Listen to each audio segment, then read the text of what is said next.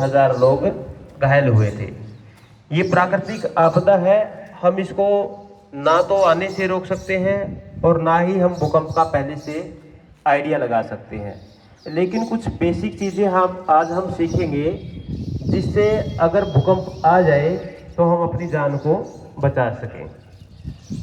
अगर आप कहीं पे भी हैं और भूकंप आ जाता है तो सबसे पहले, जैसे फॉर एग्जांपल आप मेस में खाना खा रहे हैं, तो सबसे पहले आप अपने आसपास जो भी टेबल है उसके नीचे आराम से बैठ जाए।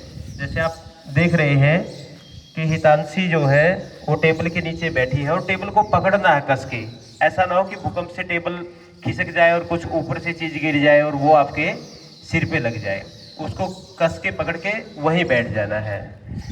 फिर भी अगर आपके पास टेबल वगैरह नहीं है तो आप अपने आसपास कोई भी चेयर या सिर को प्रोटेक्ट करने वाली चीज़ जो है आपको अपने सिर पे रखनी है बेटा।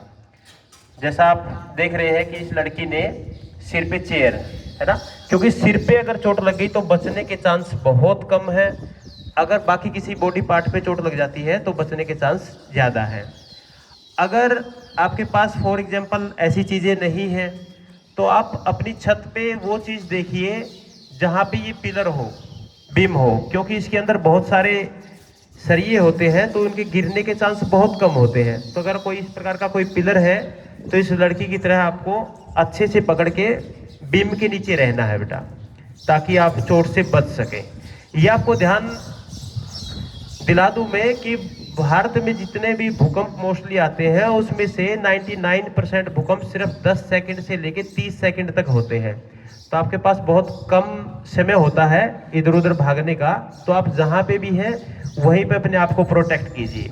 अगर आप कभी हॉस्टल में हैं, हाउस में सेकंड फ्लोर पे हैं, तो आपको सीढ़ियों से नीचे उतर के भागने की कोशिश नहीं करनी है।